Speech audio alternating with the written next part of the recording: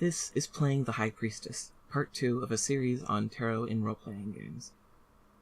So you're interested in using a tarot deck at the table, but you're not sure what to do with the cards themselves, and the little guidebook that came with the deck isn't all that helpful. Or maybe you're old hat at interpreting cards, but your friends find themselves at a loss. Never fear, this episode is all about learning and teaching intuition. And we're in luck, because you don't really have to teach intuition, it came free with your socialization. If you grew up in a culture, you were inundated, nay, bombarded with symbols and icons and metaphors and other such abstractions from a very young age. If you've seen a cartoon, you have a vocabulary for visual language. You might recognize this means stop, this means go, this means phone call, this means save. And, depending on how old you are, you might only recognize those last two as abstractions. Once those symbols are assigned meaning, that meaning extends outward. A solid red line across the ground might stop you from going somewhere, despite not being a circle or a light. That's a super simple example, but interpolating data to make connections and build meaning out of those connections is something you're doing literally all the time. Intuition is when your subconscious brain crunches a ton of data and presents your conscious brain with a feeling or an insight. If you pay attention to that little ping of thought, you can often trace it back to the clues that inform it and follow it forward to deductions and creative problem solving. The whole mechanism of intuition is fundamental to interpretation, so leaning into that is vital for learning how to play games with a tarot deck.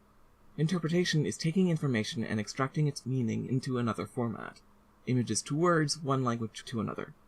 A tarot card is a symbolic, iconographic object. It implies a great deal more than it shows. Not all of that implication will be comprehensible. Maybe you're familiar with alchemical symbols or astrological signs, but not everybody is. But generally that stuff is detail that supports the larger idea of the card, not essential reading. And it really depends on the deck you're using. Lots of people use the Smith-Waite deck, but you can get away with any old deck so long as it evokes a strong reaction when you look at the cards. That's a good sign that your intuition is latching onto data it can parse for you.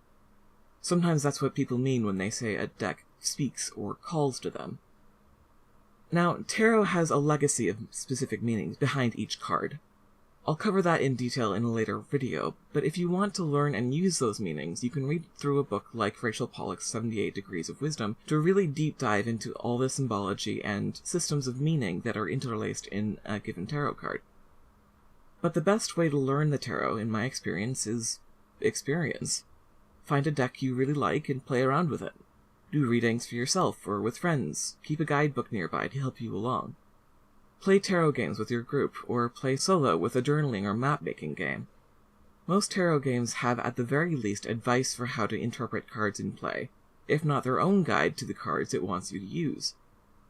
It'll take some time to encounter all the cards, but as you do, a patina of familiarity will start to develop on each card. You'll recognize the archetype it represents, and be able to interpret it in any context. The deck itself will reveal a tone or a proclivity that it provokes in you when you read it, as if the deck has a voice of its own, and opinions. But not all oracle decks follow tarot's rules. Some decks drop all but a handful of symbols, or recontextualize them in ways that tradition can't account for. Some don't provide guidebooks at all, and leave it up to you as the reader to interpret the cards as you see fit. There's a real strength to these cards. The meanings you give them become personal and potent in a way that cards with predetermined meanings can't reach. But you have to approach them with intent, and there can be a learning curve to get to feeling like you're interpreting them confidently. There are several ways to teach interpretation. One is pure vibes. Whatever comes up when you look at the card is valid, no matter how much or how little it has to do with the card itself. Dump them in the deep end. It's fine, most of them will float.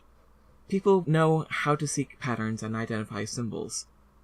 But this may be discouraging to folks for whom interpretation takes a lot of cognitive load, especially if they're not accustomed to a big, wide-open possibility space. It may feel arbitrary in a bad way. Then there's strong headings. One big idea. Strong imagery, narrow and specific prompts. No, actually it means transformation, or new beginnings, or opportunity, or whatever. If it looks bad, it is bad. This is obviously super limiting, but it can be a good thing when you're starting out. Once you've got a feel for it, you can take the training wheels off and start branching out into more nuanced reads. Then there's cross-referencing. Using a system of meaning they might already be familiar with, like the trappings of a specific genre or a fandom they like. This means the tropes or archetypes used in your game will be those of that genre or fandom, which can dictate the kind of story and the tone of play. It might end up feeling a little silly or limiting, but you'll be working with a shared vocabulary, which is the important thing. In any case, a good place to start with a card is to pick one thing that jumps out to you. Maybe it's the name of the card, or a particular piece of the art, a prominent symbol or a dominant color. Talk about what draws you to it, and what it reminds you of. Try and connect that back to the purpose you drew the card for. If you're struggling with a card, sit with the feeling for a minute. How do you feel about it, besides frustrated or confused? Saying, "I don't like this card here," is perfectly valid. But why? Is the card unexpected? Is its imagery incomprehensible or contradictory? Does its meaning clash with the thing you drew the card to describe? Is it more positive, more negative, balanced perfectly neutral?